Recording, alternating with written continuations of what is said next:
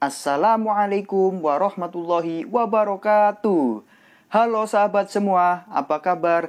Semoga Anda dalam keadaan baik-baik saja dan tetap di rumah saja atau stay at home.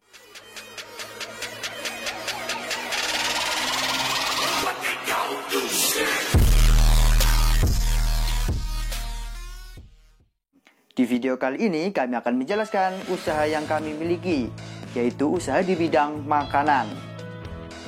Makanan tersebut adalah kacang sembunyi. Ya, kacang sembunyi atau dalam bahasa Jawa namanya kacang umpet. Tahukah Anda tentang kacang umpet? Ya, kacang umpet. Tentu Anda merasa asing bukan? 9 jenis ini belum banyak orang yang tahu. Kue kering ini berasal dari Jawa Tengah, tepatnya di Kabupaten Purbalingga. Selain namanya yang bikin penasaran, ternyata rasanya juga pun bikin ketagihan loh, sahabat. Dilansir dari halaman website pemerintah Kabupaten Purbalingga, kacang umpet cemilanan legit dan renyah. Sejak puluhan tahun lalu, kacang umpet mulai dikenal sebagai cemilan yang bisa menjadi oleh-oleh dari Purbalingga. Rasanya yang legit dan renyah memang cocok di lidah siapa saja. Salah satu pengusaha kacang umpet yang relatif sukses yaitu Pak Budiono dari Toyarejo. Beliau adalah salah satu inspirator usaha kami. Kacang umpet memang memiliki prospek yang cukup baik. Keterampilan membuat kacang umpet dia dapatkan dari keluarganya di Bondowoso, Jawa Timur. Terwujudnya produk daerah yang memiliki daya saing dengan misi mengembangkan industri berbasis sumber daya produk lokal, menciptakan produk kacang umpet yang berkualitas dan memiliki nilai ekonomis, menciptakan produk yang memuaskan pelanggan. Jenis produk yang dihasilkan adalah kacang sembunyi dengan jumlah varian 4 macam, yaitu kacang sembunyi dengan rasa karamel, kacang sembunyi dengan rasa balado, kacang sembunyi dengan rasa karamel plus wijen, dan yang terakhir kacang sembunyi dengan rasa pedas manis. Untuk memantapkan dan keseriusan usaha kami pun memiliki struktur usaha. Di antaranya ada ketua, ada divisi produksi, divisi keuangan, dan divisi pemasaran. Ada ketua yang bertugas bertanggung jawab serta evaluasi dari segala yang ada pada usaha. Tugas divisi produksi yaitu membuat, menjalankan planning jadwal yang sudah ditetapkan bersama. Divisi keuangan yang mengemban tugas mencatat, memegang, dan mengatur pemasukan ataupun pengeluaran dari semua usaha yang kami jalankan. Divisi pemasaran bertugas mengatur penjualan produk dan improvement di dalam produk kami, meliputi kemasan, rasa, serta strategi pemasarannya. Dalam usaha, membuat planning sangat penting untuk menjaga keberlangsungan produksi yang berkompetitif agar berjalan lancar demi berlangsungnya usaha yang kami buat. Inilah adalah jadwal yang sudah kami tentukan. Mulai di hari Senin sampai hari Jumat kita melakukan produksi. Setidaknya dalam sehari kita bisa memproduksi kacang sembunyi sebanyak 8 kilo. Kemudian kalau planning kita menyesuaikan permintaan dari pasaran. Mulai di hari Senin sampai hari Jumat kita melakukan produksi produk. Dalam sehari setidaknya kita bisa membuat produk sebanyak 8 kg dengan planning sesuai permintaan pemasaran.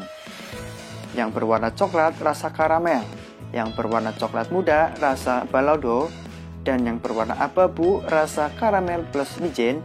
Kemudian ada warna biru, itu pedas manis. Kemudian di hari Sabtu kita melakukan meeting. Dalam meeting ini biasanya kita mengevaluasi dan akan diimplementasikan minggu depannya.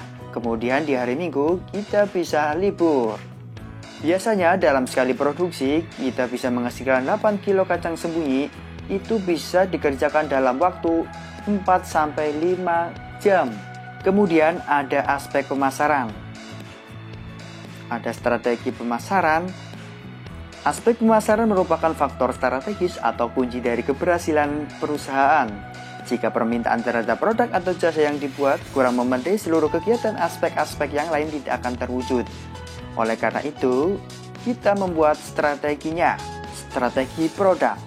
Kepuasan konsumen tidak hanya mengacu pada bentuk fisik produk, melainkan satu paket kepuasan yang didapat dari pembelian produk. Kepuasan tersebut merupakan akumulasi kepuasan fisik, psikis, simbolis, dan pelayanan yang diberikan oleh produsen.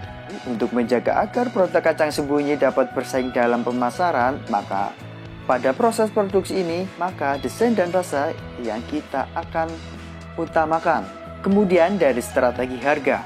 Dalam penentuan strategi harga untuk standar penjualan, maka dilakukan metode atau cara untuk menjaga menstabilkan harga pasaran secara menyeluruh, sehingga ketika di lapangan tidak ada kerugian. Untuk di distributor, kita tetapkan harga 10-12,5 dari harga yang sudah kami tentukan. Misalkan, harga yang kami tentukan adalah Rp40.000, maka dikali 12,5% dibagi 100, maka ketemu 5.000 per kilo. Itu adalah hasil atau keuntungan dari distributor. Dalam 1 kilo, distributor mendapatkan 5.000. Kemudian apabila warung kecil atau warung eceran, ditetapkan 10-12% dari harga distributor yang telah kami tetapkan sebelumnya. Misalkan apabila harga distributor itu Rp45.000, maka 12%-nya adalah Rp5.400. Jadi harga kacang sembunyi di warung eceran sekitar Rp50.000 per kilonya. Kami menetapkan harga seperti ini untuk menstabilkan harga yang ada di pasaran. Kemudian kita pun melakukan strategi promosi. Promosi pada hakikatnya adalah suatu komunikasi pemasaran, artinya aktivitas pemasaran yang berusaha menyebar informasi atau mempengaruhi atau membujuk. Selain langsung terjun ke lapangan, kita pun melakukan promosi melalui media sosial seperti WhatsApp, Facebook, dan Instagram.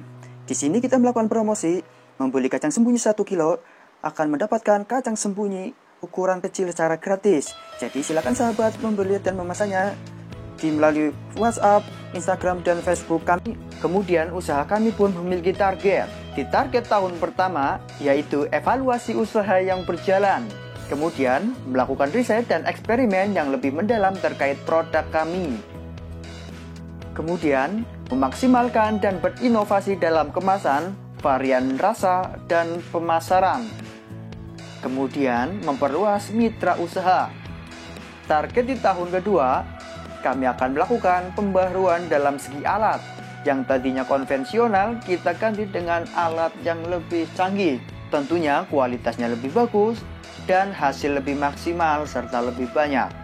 Kemudian di tahun kedua juga kita melanjutkan dan mengembangkan evaluasi di tahun pertama, yaitu tetap melakukan riset dan eksperimen serta memaksimalkan berinovasi. Kemudian target di tahun kedua kita mampu menguasai pasaran di daerah. Usaha yang berdiri di Kabupaten Bekasi ini, tepatnya di Kecamatan Cikarang, diharapkan mampu menguasai pasaran di tingkat daerah di target tahun kedua. Karena produk kami jarang dijumpai di agen ataupun di pasaran di Kabupaten Bekasi ini. Ini menjadikan peluang besar bagi kami untuk menguasai pasaran di Kabupaten Bekasi dan sekitarnya. Target di tahun ketiga, kami akan melakukan perizinan surat izin usaha. Ya, agar usaha kami lebih halal. Walaupun alat dan bahan-bahannya sudah halal, kami pun tetap melakukan sertifikasi halal dari MUI untuk memuaskan pelanggan dan meyakinkan para pelanggan bahwa produk kami aman dikonsumsi untuk semua kalangan. Di target tahun ketiga, kami akan membuatkan workshop dari dana CSR, dana hibah yang kami buat. Workshop ini bertujuan untuk meningkatkan kreativitas masyarakat sekitar, agar mengurangi angka pengangguran di masyarakat sekitar dan tentunya lebih bermanfaat bagi semuanya. Selanjutnya ya sahabat, kita akan menghitung berapa keuntungan dan berapa persen keuntungan dari produksi kacang sembunyi ini. Caranya, hasil produksi dikurangi modal produksi sama dengan untung, maka ketemu Rp280.000 dikurangi Rp153.000 sama dengan Rp127.000 per hari dalam sekali produksi ya sahabat. Maka ketemu rumus laba atau keuntungan dalam produksi dibagi kemudian dikali 100. Kita akan hitungnya ya sahabat. Rp127.000 dibagi Rp153.000 dikali 100, maka ketemu 83,006 atau 83% dari keuntungan. Jadi sudah jelas ya sahabat, keuntungan dari produksi kacang sembunyi ini 83% dari modal. Jadi produksi kacang umpet ini sangat menguntungkan dan sangat menjanjikan banget ya sahabat. Sahabat silahkan coba saja. Kelebihan usaha kami yaitu usaha kacang sembunyi, diantaranya adalah alat-alatnya yang sangat mudah. Sahabat bisa menggunakan alat-alat yang sudah tersedia di dalam rumah tangga sahabat, seperti baskom, peniris, wajan, kemudian kompor dan gas, dan masih banyak lagi. Kemudian dari segi bahan yang digunakan gampang dicari di pasaran.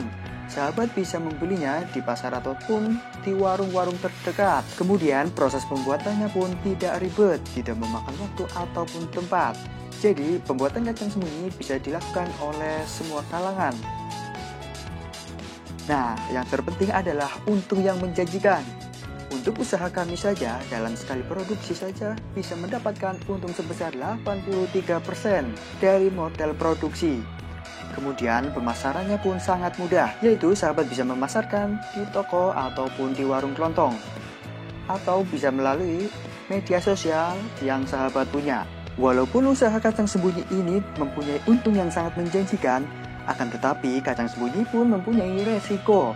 Di antaranya, produk yang kami miliki tidak bisa tahan lama karena bahan-bahan yang digunakan adalah bahan-bahan alami serta tidak menggunakan bahan pengawet ataupun bahan tambahan lainnya. Produk kami hanya bisa bertahan sekitar 4-8 bulan bila disimpan di suhu ruangan dengan dibungkus yang rapat. Tak hanya itu, apabila sahabat memasarkan atau menjualnya di toko-toko atau di warung-warung terdekat, biasanya apabila melebihi dalam 1 bulan, warung tersebut mengembalikannya karena demi kualitas dan kepuasan para pelanggannya. Semoga video kali ini sangat bermanfaat dan menginspirasi para sahabat Niam. Jangan lupa subscribe, like, dan share. Saya akhiri, wassalamualaikum warahmatullahi wabarakatuh.